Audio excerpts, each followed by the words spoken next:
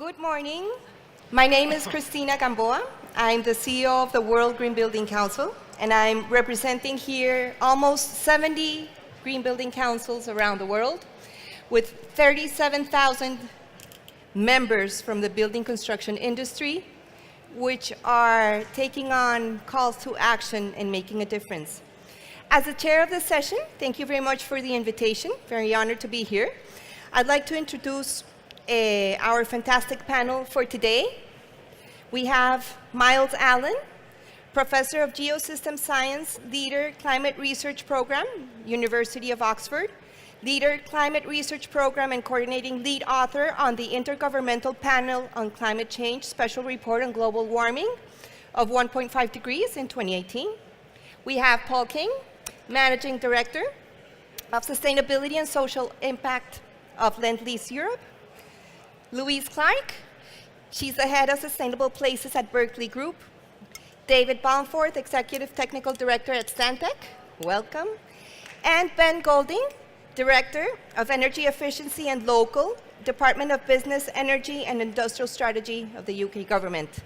For everyone's knowledge, this session is being filmed and live streamed for our panelists. And before we hear from our panel, I would like to introduce or set the scene for this session, the Climate Change Challenge. How can industry help achieve a built environment fit for future?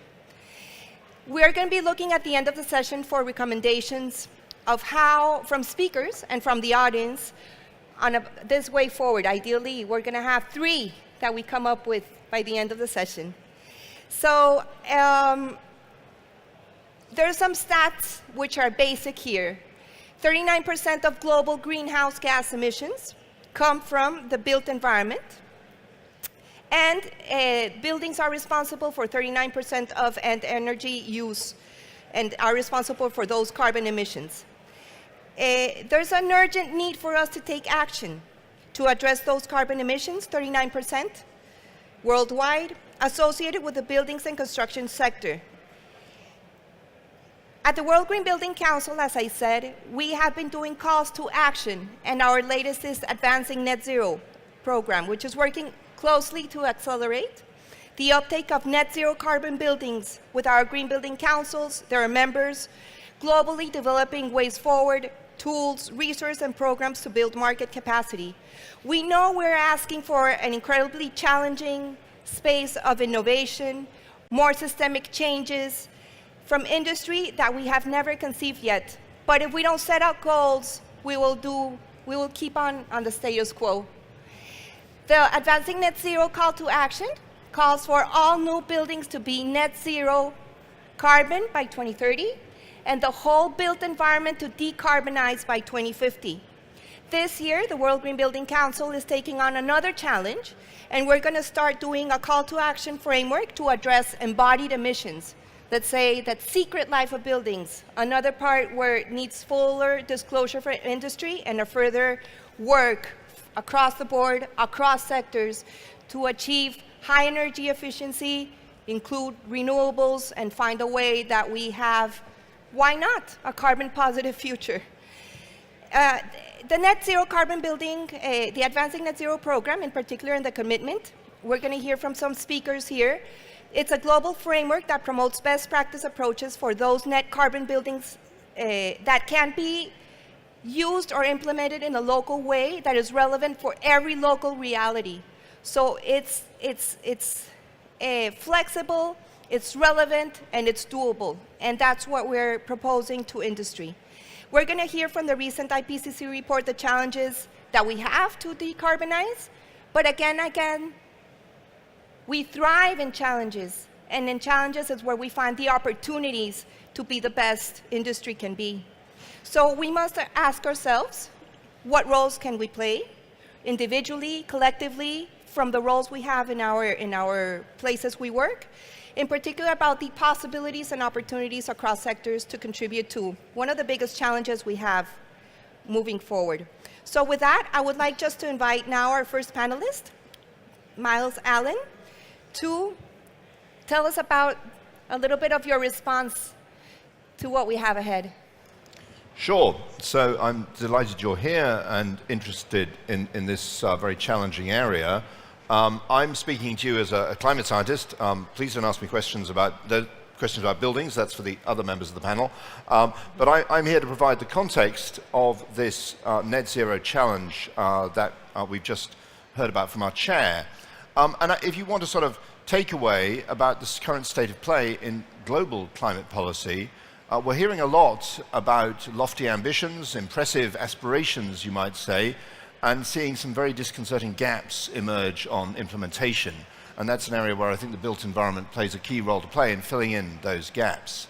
I'm speaking to you as one of the coordinating lead authors of this report, which came out in 2018 on a global warming of 1.5 degrees. The Paris Climate Agreement in 2015 caught a lot of people rather by surprise by setting a very ambitious target of pursuing efforts to limit warming to 1.5 degrees. And at the time, many people asked, is that even possible to achieve 1.5 degrees? And so this report was commissioned largely in response to those concerns, commissioned by the UNFCCC to address what the impacts would be and what the benefits would be of limiting warming to 1.5 degrees as opposed to allowing it to go higher, and the associated emission pathways, whether or not it was even feasible to achieve that given where we're at the moment. So one question I often get asked, which I just thought I'd kick off from, this is not to do with IPCC, but a little bit of history. Where do these 2 degree and 1.5 degree goals come from? And it's interesting to notice this figure from a very old paper, 1977, you'll see the line on there. And this is from William Nordhaus, an economist who won the Nobel Prize for his work on the economics of climate change last year. And he drew this, I think probably largely by hand, although he did use an equation to get the dashed line on the right-hand side. And you'll notice that he's drawn a horizontal line there at 2 degrees, and he said that's an estimated maximum that we've experienced over the past 100,000 years. And he got that about right.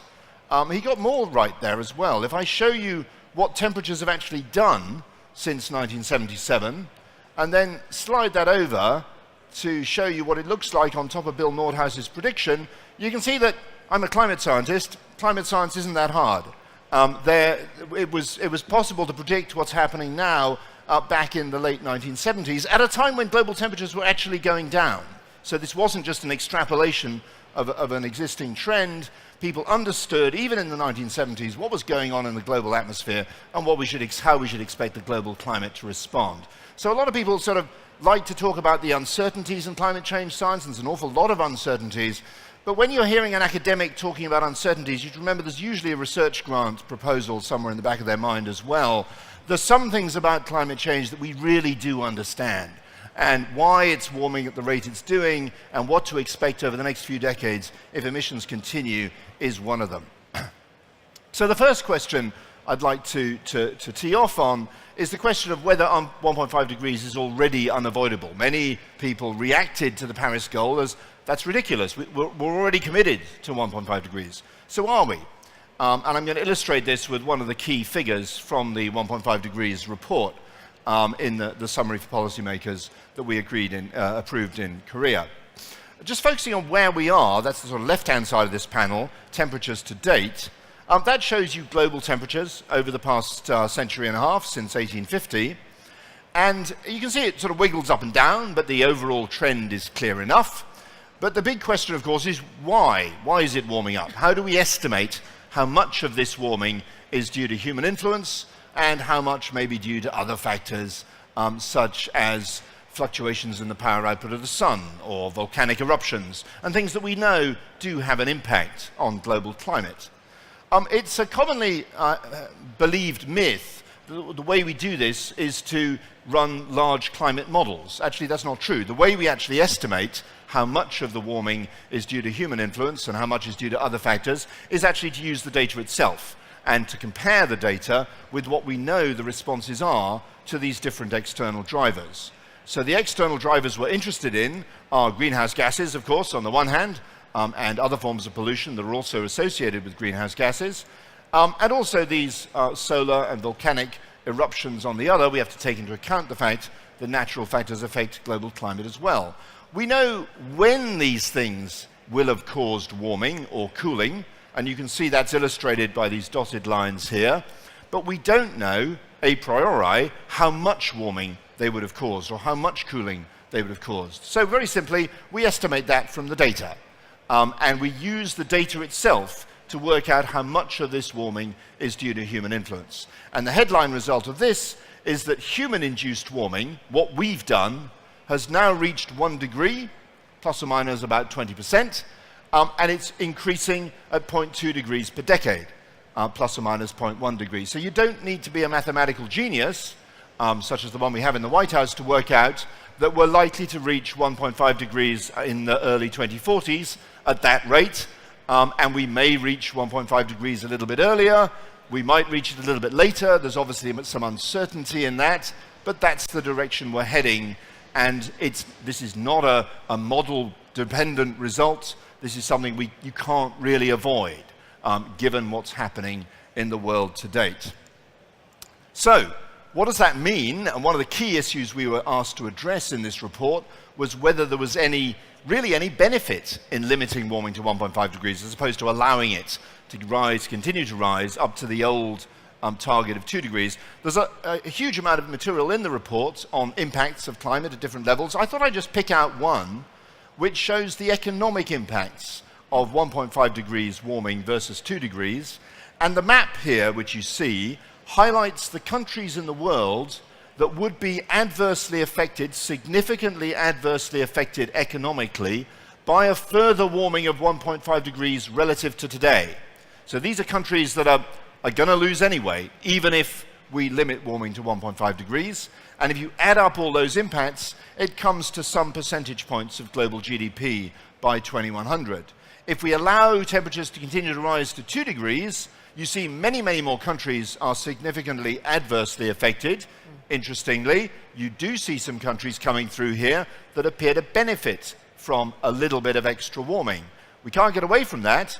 The impacts of climate change are very unevenly distributed across the world. And that's a really important point that politicians across the world are having to grapple with at the moment. But the vast majority of countries are adversely impacted. And if we look at the benefits of limiting warming to 1.5 degrees as opposed to allowing them to continue to rise to 2 degrees, we see only countries benefiting. In other words, we only see countries losing if we fail to limit warming to 1.5 degrees. So what will it take to do this? I'll just wrap up by focusing on the emission pathways that have been highlighted in the IPCC report that show what it would take to actually limit warming to 1.5 degrees. And this really illustrates the scale of the challenge that our chair highlighted in her opening remarks. If we look at all of these scenarios for reducing emissions to meet the 1.5 degree goal show similar absolute reduction rates. So the fastest it appears, we appear to be able to reduce greenhouse gas emissions, carbon dioxide emissions in particular, is roughly 2 billion tons of CO2 per year. It's a deceleration rate, that's why it's per year, okay? We're emitting at the moment roughly 40 billion tons of carbon dioxide per year, and that's as fast as these models think we can get it down. Faster than that, and you just can't keep the lights on. What does that mean? It means that every year we're not doing that. That's highlighted by these purple arrows here. What that means is every year we're not reducing at 2 billion tons per year, this is an important number for you to take away with you, is another 40 billion tons we're dumping in the atmosphere that we are assuming our children or grandchildren will scrub back out again in the second half of this century. So that's a very simple take-home message. Every year we're not reducing is another 40 billion tons of CO2 we're assuming somehow, using technologies yet to be invented, our children will scrub back out of the atmosphere. And that's the huge gap in climate policy at the moment. We are counting on future generations cleaning up the principal waste product of our use of fossil fuels. Here's another rather disconcerting gap, much closer to home. In the Climate Change Committee's report on next steps for UK heat policy, they highlighted the role shown by the area in this figure of different measures to reduce emissions from UK climate stock. So you can see a new build, we can build new build, energy efficient, low carbon heat. That's all doable. It's the existing buildings that are a challenge. The grey area shows what you can do with efficiency improvements. We can do something on dense urbanized areas in city centers with low carbon heat networks. But there's that big red highlighted white square there, which is just a low carbon heat solution. And that's the Climate Change Committee essentially saying, here be dragons. We're going to sort something out here, but we're not quite sure what it is. And that's something for you all to think about carefully in this session. So just to take home messages from the 1.5 reports, limiting warming to 1.5 degrees is still geophysically possible. It's not beyond the laws of physics and chemistry. It comes down to technology, political will, and economics. There are clear benefits from every half a degree of warming avoided. It's well worth doing if we can. And the limiting warming to by 2100 to 1.5 involves a very simple choice. Either we start emission reductions immediately at those kind of very ambitious rates, or we commit to large-scale removal of CO2 in the atmosphere in future. And it's almost always, in almost all cases, infinitely cheaper to avoid putting CO2 in the atmosphere in the first place than it is to dump it in the atmosphere and hope that somebody else is going to clean it out later. Thank you. Thank you very much. I think that's also a great context to our call to action in terms of the low-hanging fruit is getting all the new builds to be net zero carbon to start, so we can lock in very high energy efficiency now and avoid a non-resilient infrastructure in the future. So with that, I'll pass it on to Paul King. Well, thank you, Cristina. Paul King from Lendlease. I've been with Lendlease now for about 4 years. I first encountered the concept of zero energy buildings in 2001 when I visited BEDZ in South London.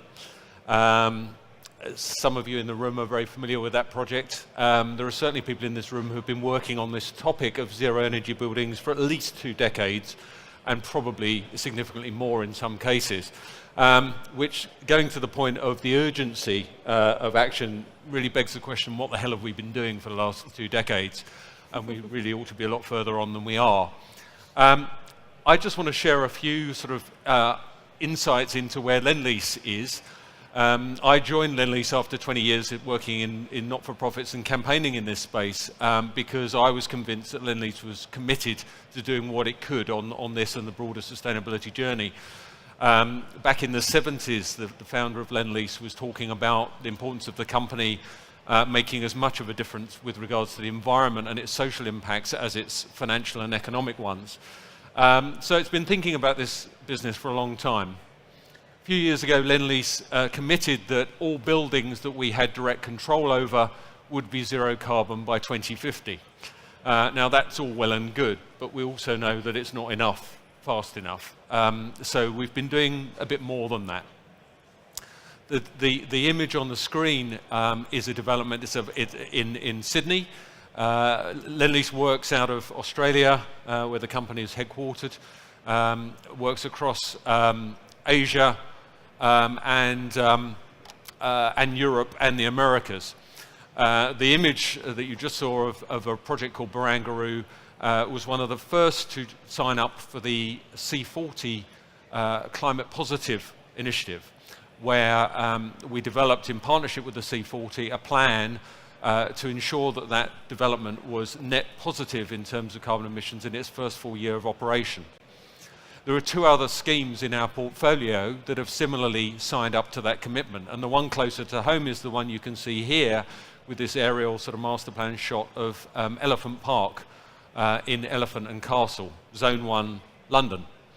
So similarly, this scheme is committed to being carbon positive by the time it's completed, estimated around 2025. The development comprises about 3,000 homes and a number of large offices and also retail outlets. So it's a full mixed-use place and space. And it's as interested in terms of sustainability in the lifestyles that we're enabling for people as the buildings on their own.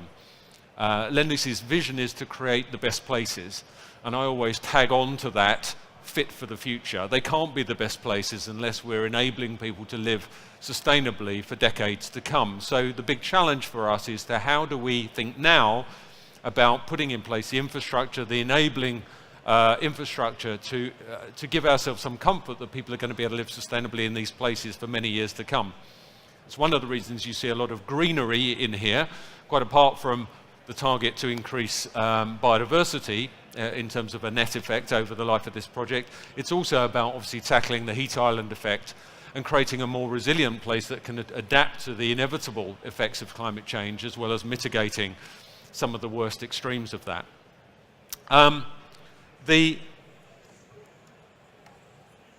This, as you'll appreciate, is a very simplistic outline in terms of the approach to achieving that C40 commitment. We start off by totting up all of the energy and all the carbon emissions associated with the building use, the transport within the red line of the development, the water and the waste, to come up with a total. That does not include embodied carbon, which I'll come back to in a moment. But you know, as you would expect, we start in a normal way. We try to design and to deliver as energy efficient buildings as we possibly can. And then we think about where we're going to meet the energy needs from. So in this particular case, we were actually required by the local authority to deliver a CHP. We wanted to deliver a net zero CHP. So in fact, what we've got on site is a highly efficient gas scheme, but with a 40-year contracted offset with biomethane that's being injected into the grid. That's a 40-year contracted relationship through E.ON to demonstrate our ability to deliver net zero carbon heat for the scheme.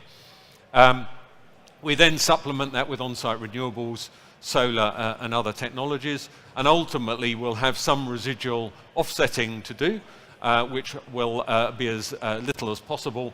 And we're looking at innovative ways of enabling more sustainable lifestyles, of looking at retrofitting buildings in the surrounding area and so on to account for that residual, those residual emissions. So as I say, a very simple overview of that.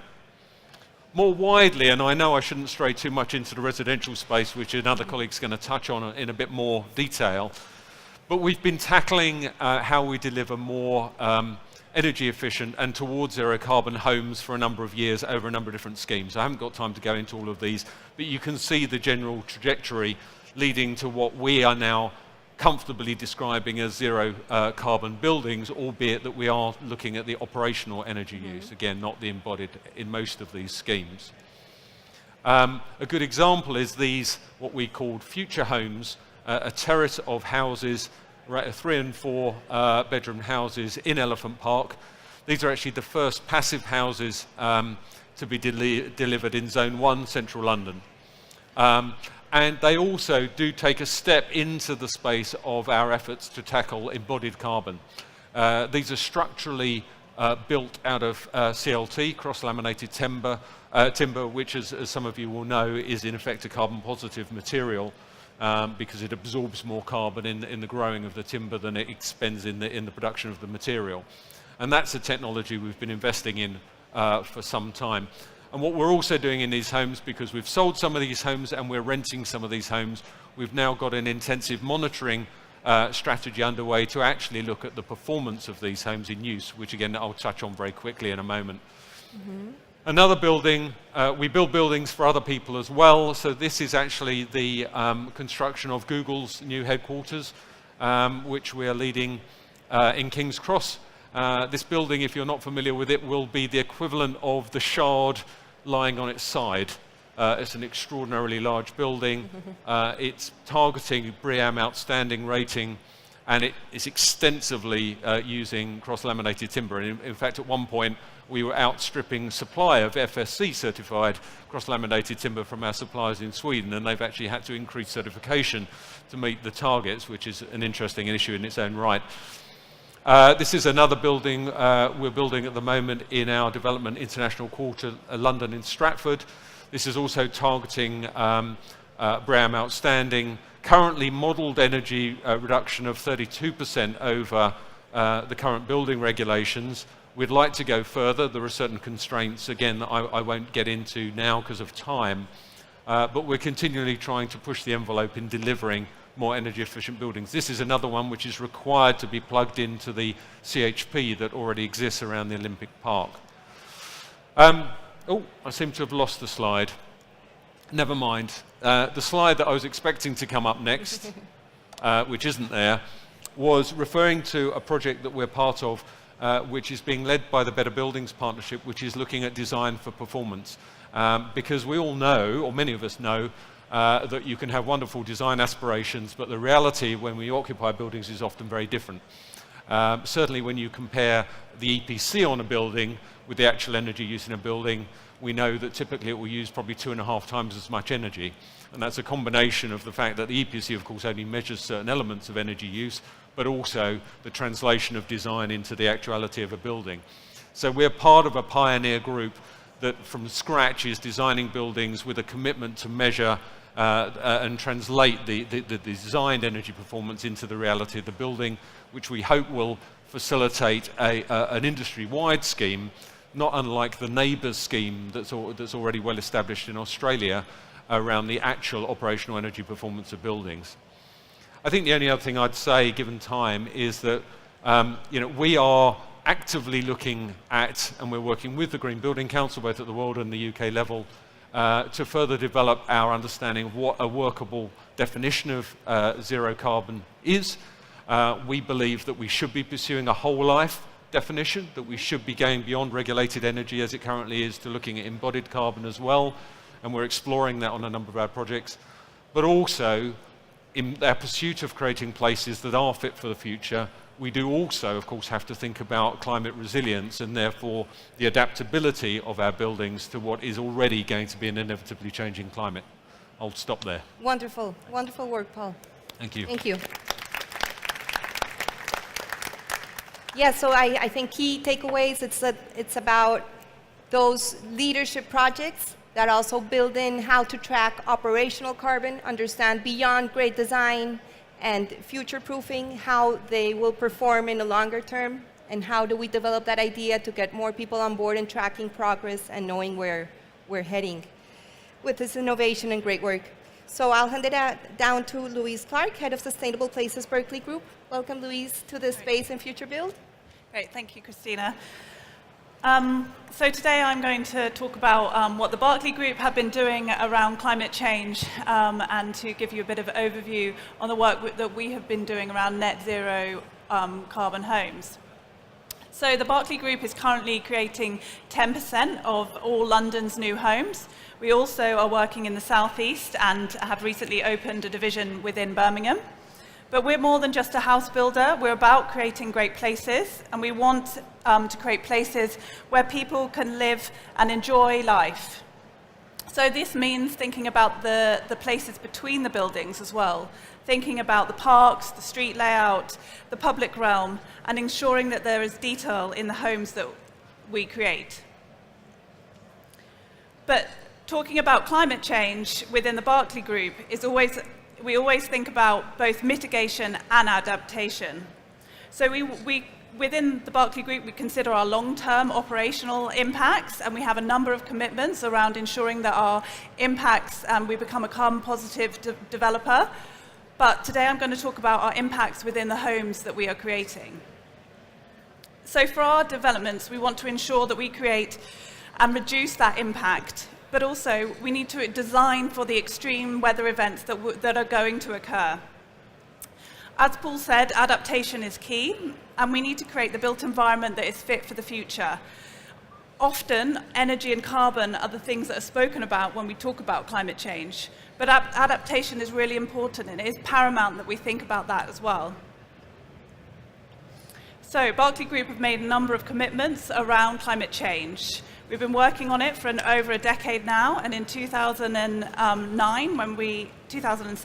when we set out our first climate change policy, we agreed to deliver, and we were the first house builder to agree to deliver to code level 3. So from 2008, all of our homes delivered to code level 3. We have then been working on other commitments around climate change. So in 2015, we launched a climate change adaptation checklist, which all of our developments have to undertake pre-planning. Prior to this, we had worked with consultants to really understand what our big impacts were for our developments around climate change adaptation. So we undertook some work to really understand which adaptation measures we should be focusing on when we're developing in London and the southeast. It was identified that flooding, water shortages, and overheating were going to be our biggest impacts. So this is what the climate change adaptation checklist looks at. We see what measures we can put into our homes to ensure that those features are included. So net biodiversity gain. In 2016, we were the first developer to have a commitment on net biodiversity gain. And since then, 20 of our sites that have gone into planning have created a net biodiversity gain through the design of their developments in the landscaping. So this is really important because in the context of climate change, we want to put more nature into our developments than was there before. We also want to ensure that it's functional green space, so that it works and it has many benefits for us.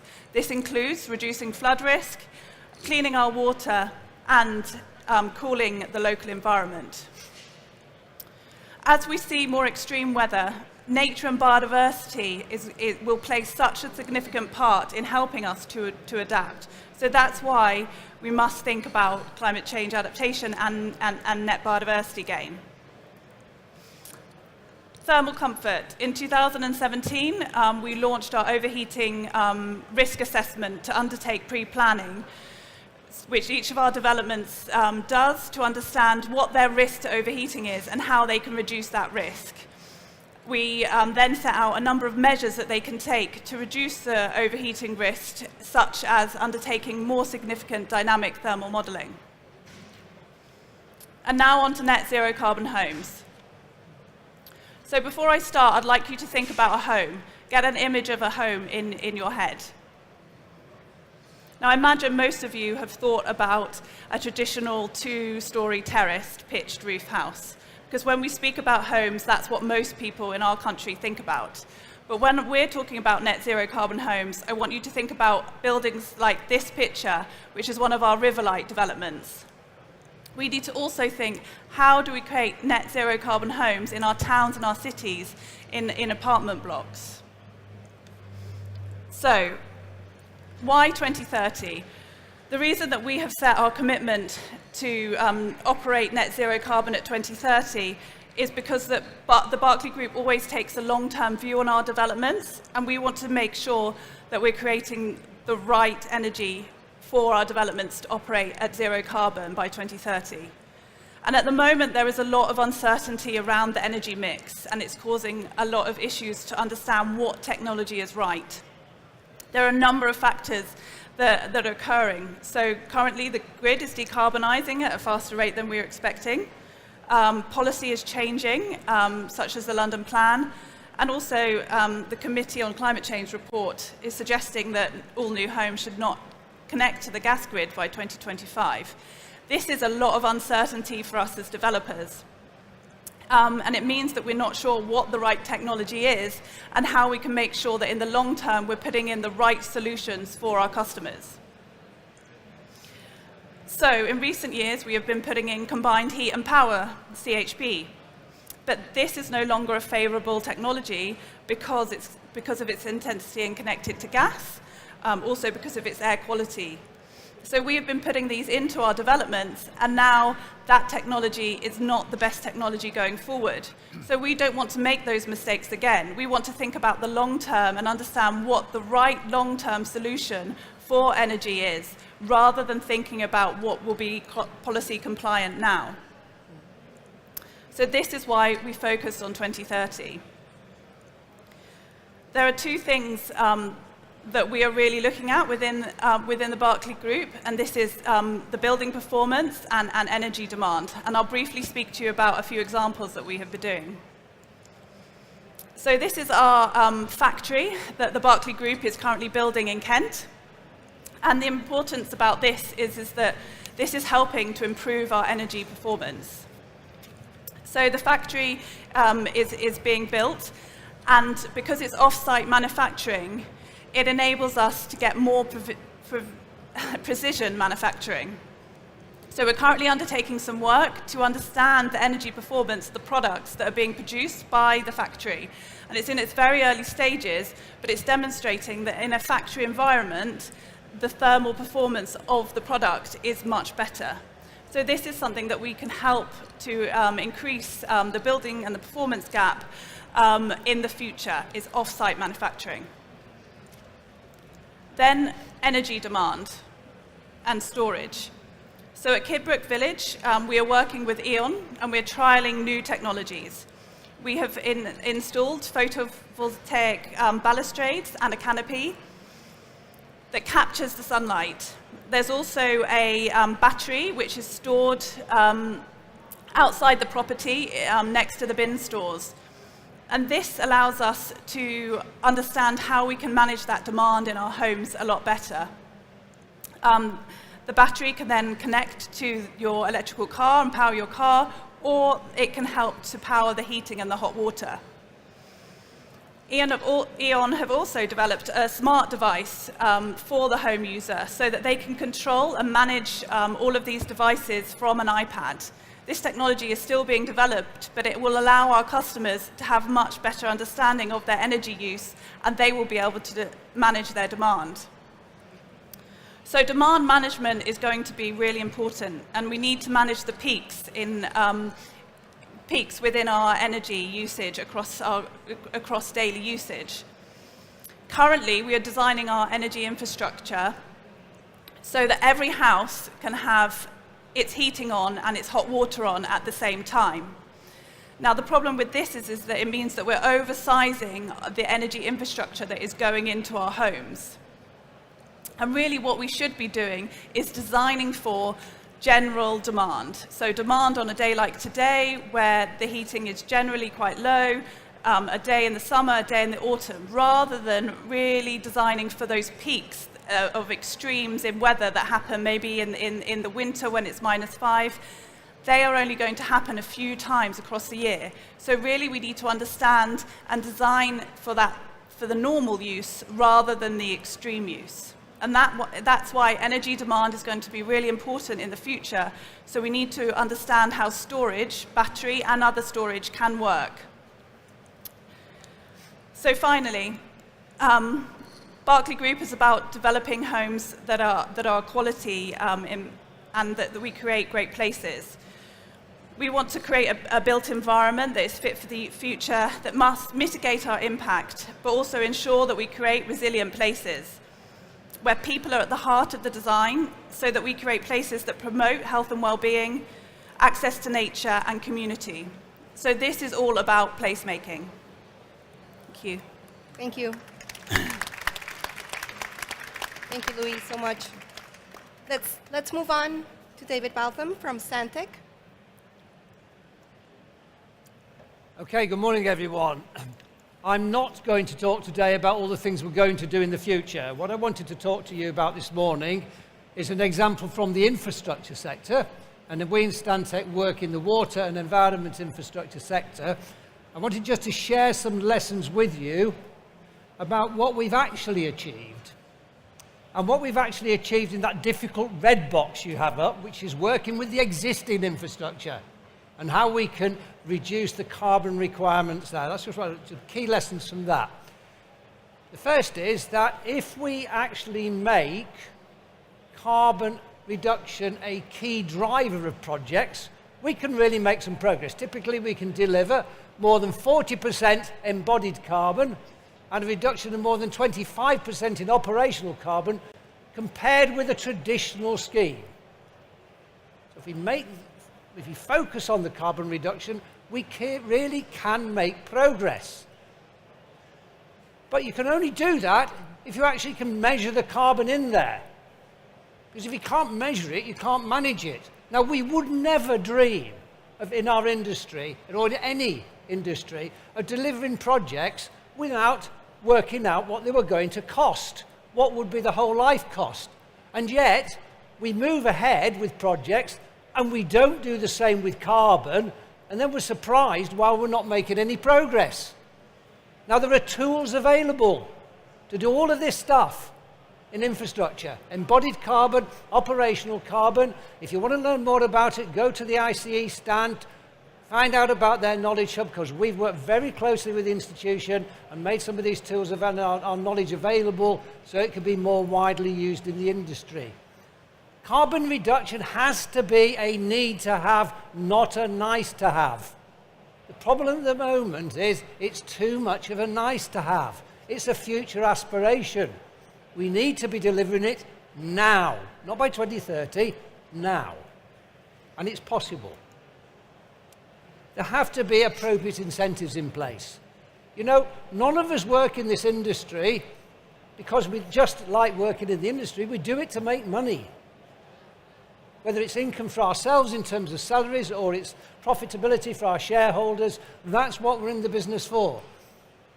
And so we have to incentivize carbon reduction in the same way that we incentivize other behaviors. It has to be profitable for everybody. And what's interesting, of course, is what we found also is when you reduce carbon, you actually also reduce cost. So there's a very close parallel between carbon reduction and reduction in overall costs. And so I want to just dispel the myth that carbon reduction costs more. It doesn't, it costs less. But you've got to be smart about it. And what does go up is design costs. And one of the failures, I think, in our industry is that in a drive to reduce cost and improve value and cost effectiveness, we've driven down design costs. If you really want to improve value, you really want to reduce cost, and you really want to reduce carbon, spend more money at the design stage.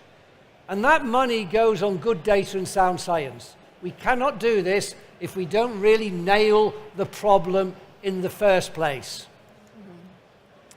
I'm reading from the prompts down here on the screen, so I apologize for doing that. Okay, it's got to be driven. This has got to be driven by asset owners, building owners, and regulators.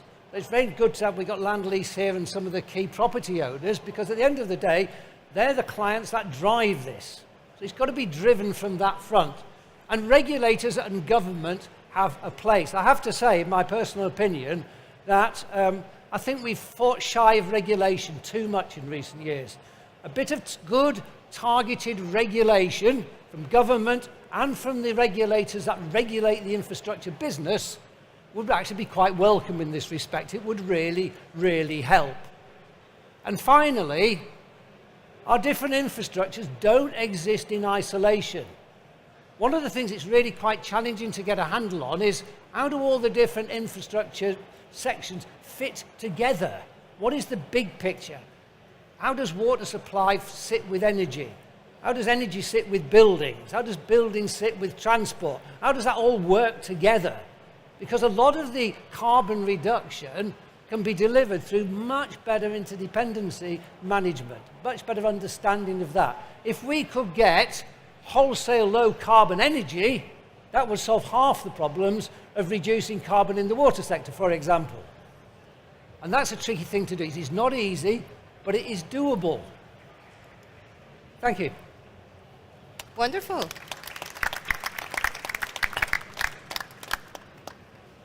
Very interestingly laid out and very brief and concise points we will discuss later on. Now to Ben Golding, Director of Energy Efficiency and Local Department of Business, Energy and Industrial Strategy. Thank you. Welcome, Ben. Thanks. Well, that's a tough one to follow. So I'll finish by doing the government perspective on all of this. Talk about three things. Why, from our point of view, this matters. Why we think there's a call for action. What we're doing from the government end, and also what we need to do with you and with the industry. And the message I want to leave you with is this. This is hard. So we are talking about massive societal change, and we're talking about going at a pace that we've rarely seen. I think you've heard some really inspiring examples of what we need to do. I'll talk about, we are doing quite a lot in government. Let's be clear, we will need to do more, we will need to accelerate, and we are very clear on that. So let's start with the why. I think this task's really been done for me. So Myles made very clear the case for action from a climate point of view. We are going to need really quite dramatic change, and we're going to need impressive pace if this is going to work. We are very, very seized of that, and that's something government's keen to do. One of the key challenges is absolutely decarbonising buildings. So you heard at the start about some of the global statistics on building energy use. In the UK, buildings are about 30% of total emissions, about 40% of final energy consumption. And as we look more widely, what we do in the UK can offer a model, can offer a way of learning that we can share with people around the world. So benefits for us, benefits more widely. The UK, it's often said, has some of the oldest and worst performing buildings in Western Europe. That's not true across the board. You've seen some great examples of how we can do really inspiring things, but we do have very old stock, we have poor insulation, we have old metering systems. We need to turn that around.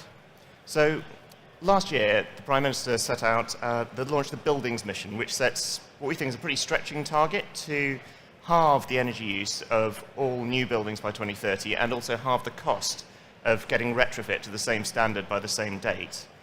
We also, in the Clean Growth Strategy at the end of 2017, set out some ambitious targets for ourselves in energy performance of all homes. So we want to get all homes to energy performance band C by 2035, if not faster, to be honest, and all fuel-poor homes to that level by 2030. And what's very clear, and you've heard this from others, by 2050, every bit of modelling we've ever done at macro level says you need pretty much zero emissions from buildings by that point if we're going to hit our long-term climate change targets. We're going to have to get there. We can do that. You've heard about some of the ways we can. So a lot of this is going to be about embracing new technologies, smart heating and cooling systems, insulated rooftops, solar storage, energy-efficient home appliances. I think one thing I'd say is it is going to need new technologies. If you look at the building stock in the UK, doing things with traditional methods, traditional technologies, and traditional kit is probably not going to get us there at the pace and at the cost that is going to allow us to make that change. This is a pretty inspiring room in which to have this conversation, though. If you look around, and I'd like to do a plug to the BEIS Innovation Zone, there is an awful lot there. You can see the technologies that can do this. I'm going to go for a wander around there after this. I'm looking forward to meeting some of the companies exhibiting, such as SolarFlow and Vestemi, developing creative new technologies like solar thermal panels and smart radiator thermostats. So embracing innovation isn't just about getting there, it's about creating the green jobs that people want across the country and that we need, driving clean growth, which is our motto throughout the country, one of the central objectives of our industrial strategy and something we've pulled out as one of the 4 grand challenges facing our society. Energy efficiency is actually a fantastic example of that already. So in 2016, in the UK, the energy efficiency sector employed around 140,000 people, had a turnover of about £20 billion and exports of £800 million. Those are some impressive figures. What that shows is we've got a big market for this. We are an exporter. There is a huge platform and a massive opportunity from energy efficiency. So, what are we doing about it? Energy efficiency's got a lot of benefits. I won't rehearse them all. But despite those, it's not easy to improve the building stock. It can be expensive, it can be disruptive, it's hard sometimes to make the case to change to people actually living in those homes. And that's why the government's approach is we need to create the conditions for innovative businesses to thrive. So I think it's absolutely right, actually smart long-term regulation can be a really, really important part of that. It can send the signals, it can create the certainty, and you've already heard about the need for that certainty for people to invest and change. So that's something that matters a lot to us. I want to talk about a few of the things we've done since the publication of the Clean Growth Strategy. We've implemented, and if you talk about smart regulation, the first ever minimum energy efficiency standards for rented homes. And we've committed to consult this year on raising those standards over time, so setting that clear, predictable trajectory over time. We've also introduced a new innovation element into the energy company obligation, which is one of our main delivery vehicles. So that's sort of helping to pull things through and test out new technologies in a live scheme. And we've given more power to local authorities within that scheme to identify those most in need of support through the flexible eligibility mechanism. Just briefly to give a plug for that scheme, since ECO started in 2013, over 2.4 million energy efficiency measures have been delivered. It's a big, strong lever for us, and I think something like over 1 in 20 UK homes on average has had the benefit of ECO. Other things we've done, we've launched the digital Simple Energy Advice service to provide tailored advice for energy efficiency for homeowners. And talking about government working with industry, we've made great progress on the Each Home Counts reviews recommendations. including delivering through the Trustmark quality scheme, and we're working with the British Standards Institute on some clear, robust technical standards which are due to be published in the summer. That brings us to another of the themes that's come out of this debate, I think, which is the importance of underpinning technical standards, the importance of underpinning quality, managing the performance gap. We'll be looking to incorporate that Trustmark scheme and its new standards into the energy company obligation, just to ensure that installers are working to the highest possible standards in energy efficiency in the government-backed scheme. But it's not just about homes. So another objective we set through the Clean Growth Strategy was to boost the energy efficiency of business by at least 20% by 2030 relative to today. And that delivers an estimated 22 megatons of carbon savings towards the fifth carbon budget. To do that, we want to build businesses to improve energy efficiency, and that's why we remain committed to things like the £505 million BEIS Energy Innovation Portfolio, and you can see some of the examples of the work that's supporting today. And that's part of our cross-government £2.5 billion Clean Growth Innovation Programme. We've also, through the Energy Entrepreneurs Fund, which we launched in 2012, supported 133 projects. Those have gone on to leverage over £100 million in private funding and to create over 300 jobs within the organisations that have been supported by that fund. And lastly, it's not just about businesses either, it's about government as well. We are practicing what we preach. So government reported a 33% reduction in emissions in 2017. That exceeded our original 2020 target, which was to get to 32%. And in the spirit of pushing ourselves, we've since raised the target to 43% by 2020, so we're not just stopping and resting on our laurels there. So that's a bit about what government's doing. I said at the start, that won't be enough. We will want to do more. But for now, let me talk a bit about how we want to work with the industry. So I think, as I said, the key role of government is not doing everything. It's creating the conditions for change, creating the conditions for others to thrive. So a lot of the examples I've given is really about work that we do that depends then on close partnerships between government and industry. And we need to keep that going. So, pick another example. Last year, government and the construction sector agreed an ambitious sector deal under the industrial strategy to transform the productivity of the sector and support the creation of a greener built environment. So through that deal, we're investing £70 million to create an integrated innovation hub to develop digital and manufacturing technology for the construction market. And we're continuing to work with the industry-led Green Construction Board to develop approaches to the buildings mission. And the board's also supported government's resources and waste strategy to develop a roadmap to zero avoidable waste in the construction sector by the end of the year.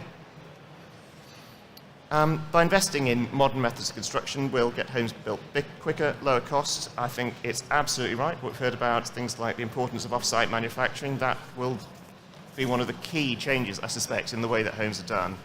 And later in the year, we'll be launching our design competition for what we're calling the Home of 2030, to engage industry and public around a vision for energy-efficient, affordable, low-carbon homes of the future.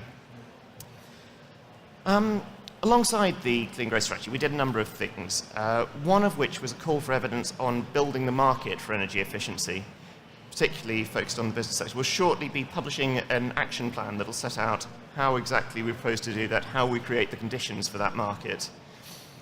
We've also worked with the Green Finance Task Force last year, and we'll shortly be publishing a strategy that responds to that task force and tries to go a bit more than responding to it and sets out what is our approach, how do we really galvanise green finance and build on some of the excellent work being done by the finance industry, in, for instance, in the development of green mortgage products. Just to end on, I think it was interesting to see the Climate Change Committee's report on the building sector, and you've already heard a bit about that. One of the key challenges that set us was the challenge of phasing out fossil fuel on the off-gas grid. So that point of no new home should be connected to the gas grid by 2025. We haven't done a formal response to that yet, but I will say that is very consistent actually with what we've said, which is that we want to phase out fossil fuel heating off the gas grid during the 2020s. And I think it's quite right to draw out that there are a number of possible ways of doing that. There's a range of technologies in the mix.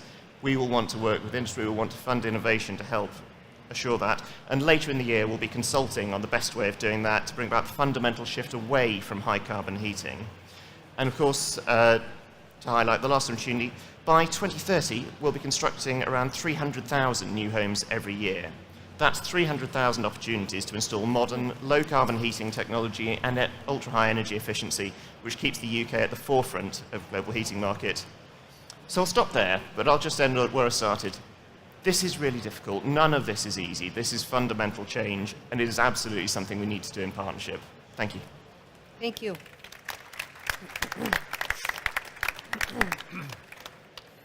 Okay, so I would like to start off now a conversation with our speakers. Now we've laid our ideas. We have some amazing minds behind what is possible, including having the privilege of having government here at the table. And some pretty big goals out there for new builds and opportunities for locking in and doing things differently. I guess, going back to Paul's comments, what have we done in the last few years? I mean, it seems like, when we get a report from the IPCC every year, it seems that we just don't get enough progress every time. So I would like to start maybe with this non-commercial and housing experts. How can we make that life cycle approach? How can your best practice be more widely what is the barrier for the uptake for that best practice? You want me to start with Louise with that face? Okay. No, I'm happy to go first. Go. Well, on the one hand, of course, a very complicated question with a very complicated answer. On another hand, a very simple one. Okay. I'll go with the simple one. Yeah. And that is people need to ask for it. Lendlease is quite unusual in that it's an investor, a developer, a builder, and an asset manager. Not always on all projects, but different parts of our business do that. So perhaps we have an unusual kind of vantage point on some of the parts of the value chain and the life cycle that others in our sector don't. Mm-hmm. But very simple truth is people need to ask for this, and never underestimate the industry's ability to organize and deliver. A big lesson for me was when I was working in this space around the time of the London Olympics. And some very bold sustainability targets were set. And because they were nailed so clearly and firmly to the mast in the public eye, they were non-negotiable, and as a consequence, most of them were achieved. Mm-hmm. Far more than you see in everyday business. And so whenever I get a chance to get in front of a customer, I say set the bar high. If I'm talking to a local authority that's thinking of putting out a tender for a big regeneration project, I say set the bar as high as you can. It suits Lendlease because we'll be one of the few who will attempt to jump over it. To be able to deliver. But the reality is that industry can mobilize and it can jump over a high bar. But we don't see that often enough. For whatever reason, clients often don't ask for enough. We find ourselves in the difficult position of encouraging a client to be more demanding, which is a very perverse place to be sometimes, and it can be much harder than if they set the bar high. Similarly, all of us have a role, all of those who have the wherewithal to buy a new home in particular, and I appreciate that's not everybody these days, but we need to demand greater energy efficiency ourselves. And exhibit that in our buying habits and when we have the opportunity to express it. So, consumer demand will be followed up with industry supply. I'm confident of that, and we don't do it enough. We don't do enough. What do you do from your perspective, Louise, to work with your customers? How for that demand to uptake the great products you have to offer to the market, because that's a great case to then have a conversation with government, and why not those tenders for the 300,000 new homes every year, setting the bar higher? Yeah, so we do a lot of work with our customers, and it's really important to us when we start a new development that we put the public realm in first, so they really understand the kind of development that they're going to work and they're going to live on. But also we provide them with sustainability information when they move in. We give them handover notes so they know exactly all of the different sustainable features within their homes. We signpost them to how they could live a more sustainable life. So we provide them with the guide of where their local transport nodes are, and give them some information. But, unfortunately, customers, there needs to be a massive behavior change. We don't see our customers asking for it enough, and that is because of the housing crisis that we're in.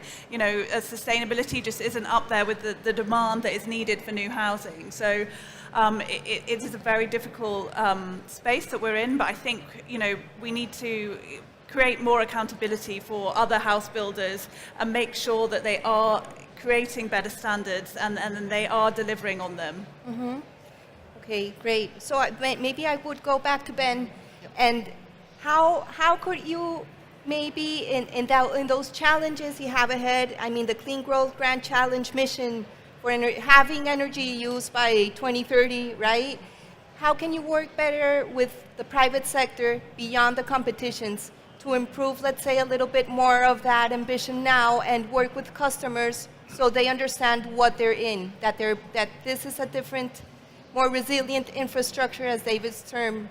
How do we go about that change in scale of ambition? Yeah, so I think you're right to come at it from both those angles. So it's absolutely right. The customer angle matters, demand matters, and one of the great challenges I think we've got both in new build and in retrofit energy efficiency is the demand is not always out there, and one of the things we can do is help with that. So some of that is about very, very clear regulatory signals. Some of that is about setting that context. Some of that is about communication, and that's something we can do some of that. The industry can do some of that. We need to work with civil society. We need to work with climate movements on that as well. So there's some of them making the case. I think we need to make it attractive. So I think we need to help people understand where this is an opportunity for them, where they not just save money, but improve comfort, quality of living, air quality in the home, all of these things. And that's where you start to build the demand. I do think there's change in this. So, for instance, we hear sort of from some of the businesses we talk to that some clients are actually asking for very, very high levels of energy efficiency. And the reason they're doing that isn't to save money. It's because the people they're trying to employ, the generation that's coming through, actually want to work in buildings that walk the walk and show sustainability. So there's that end. At the how do we work with industry end, I think it's a lot of the mix of the things I've talked about. So some of it is about providing the right support and funding for innovation. Some of it is working in partnership. I think we can do a lot of listening. So a lot of what we need to do is just understand what are the regulatory barriers, what are the things that are in the way of this. The more we have that dialogue, the more we understand those, the more we can just move them out of the way. So I think we can do a lot on that long-term certainty. I think some of the hardest uncertainty points that have been raised around what exactly is the heat mix of the future, we're not quite there yet. But as I said, for things like the off-gas grid, we'll be consulting on that very shortly, and we're trying to narrow the field, as it were, over time. Yeah, and I guess because you were talking about, Louise, a little bit about like the regulatory confusion, right? Yeah. And sometimes there's not like a vision. You don't have in your roadmap of how do you decide which technologies to design for, what government is going to head for. I guess there's a lot of conversation that still has to go beyond these challenges. Yeah, exactly. I think that there is a lot of uncertainty around that, so we need to be a bit more technology agnostic and design our buildings and our built environment so that as the right technologies come more available, we can just plug them in, because at the moment we're so dependent on how we design it now. We need to be thinking in the future, okay, how can we build the right infrastructure within the building so that then as the technologies change, we can plug them in and out in time and when it becomes readily available.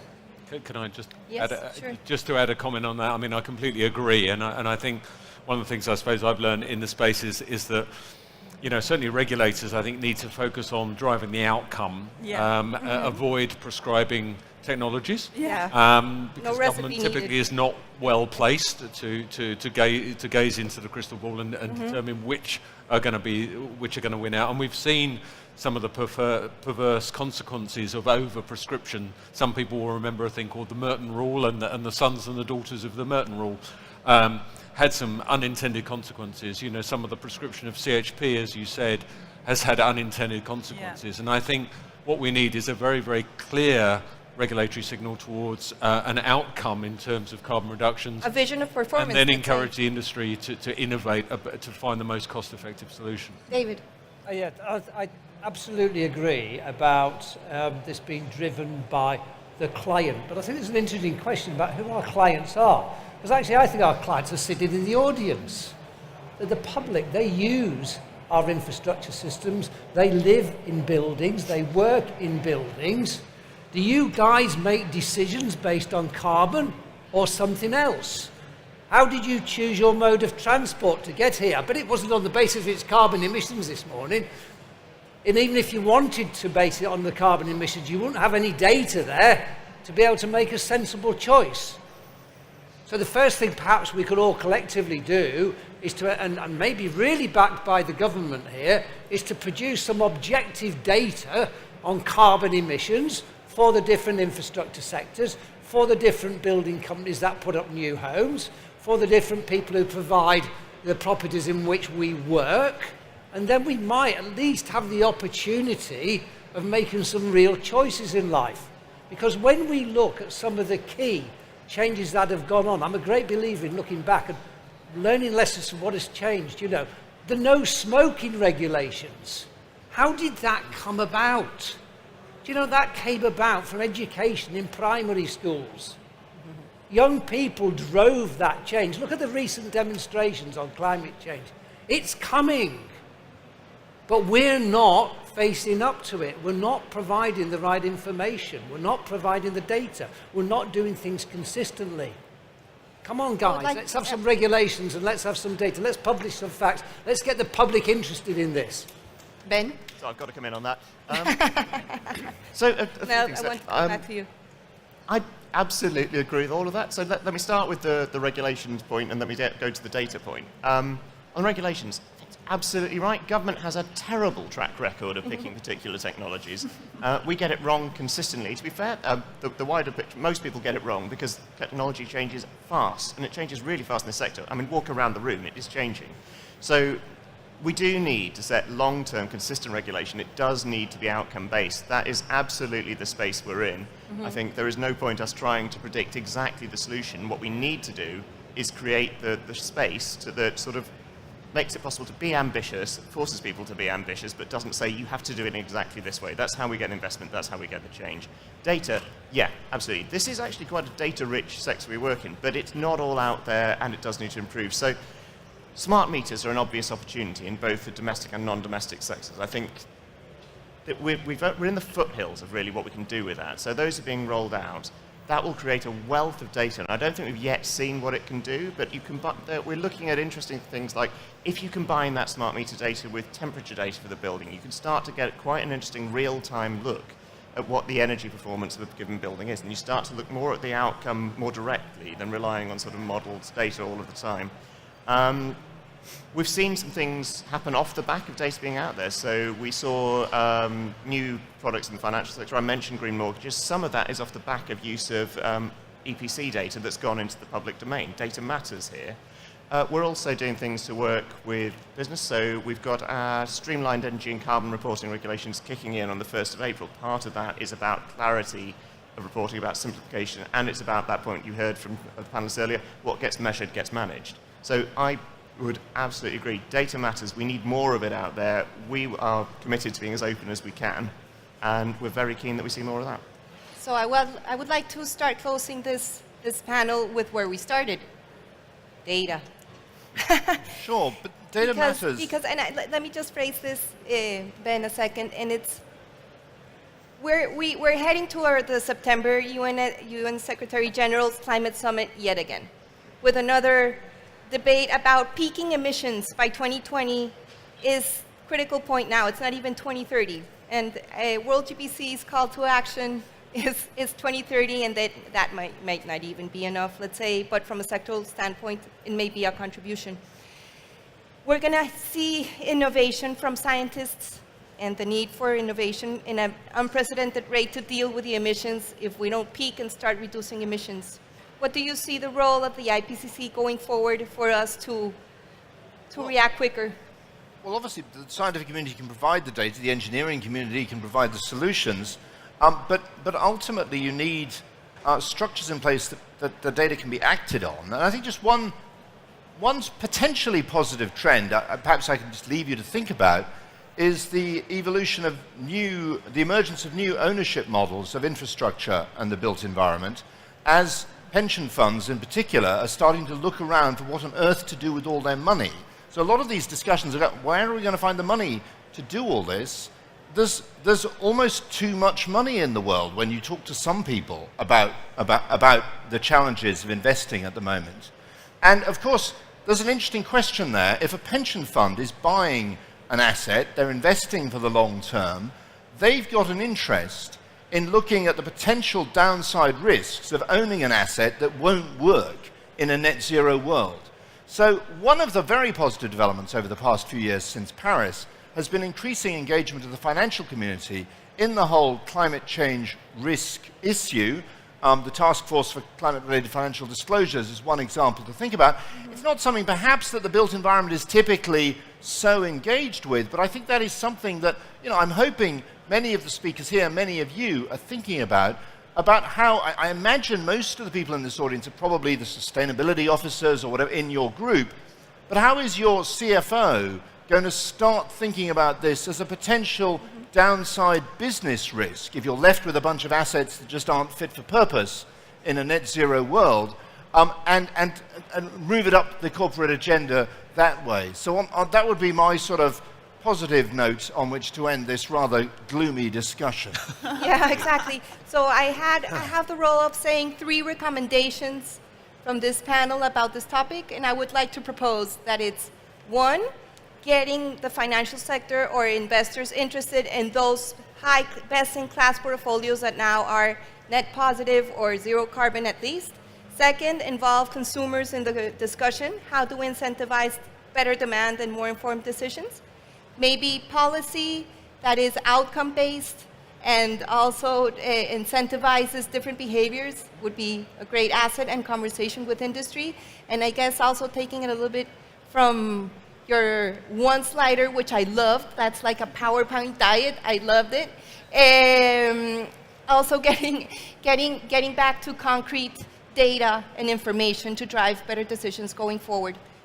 Time's up, but... Can I make one quick point? Yeah, if you're as brief as your PowerPoint. I just wanted to say, I concentrated very much on the top-down approach to this, but I think there's also a bottom-up approach. Of course. What we're working at with the Institution of Civil Engineers, of which I'm a past president, we've got the stand here, is actually harnessing the energy of all the engineering community on this topic. It's really bringing that onto their agenda on a day-to-day basis. So it is here, in front of them. We can harness their ability. So it's not just a top-down issue, it's also a capability and knowledge issue coming from the bottom up. If you want to learn more of that, go and talk to them on the ICE stand. And I'll go over there after this. So we're all part of a system yeah, absolutely. thinking. Yeah. So thank you very much for our panelists for sharing your expertise here today. I hope you feel inspired after this session, and you enjoy the rest of the conference. Thank you so much. Thank you.